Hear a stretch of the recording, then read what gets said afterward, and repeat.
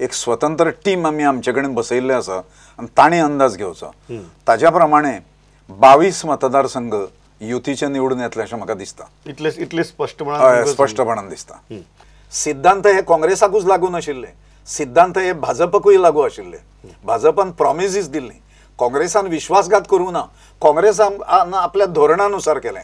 पर्रीकरान आणि भारतीय जनता पार्टी गव्हर्मेंटान विश्वासघात केलो लोकांचो. आता कितेंय दाखोवनी ताणें आपलें अस्तित्व टिकोवपा खातीर, पण एकूय कार्यकर्तो संघाचो तो ह्या संघाचो आसूनी किंवा मनोहर पर्रीकर ताका हाडून लेबल जें लायता हांगा आतां पर्यंत 55 वर्सांनी लेबल कोणें नागपूर संघ म्हणून लेबल लायलें ना.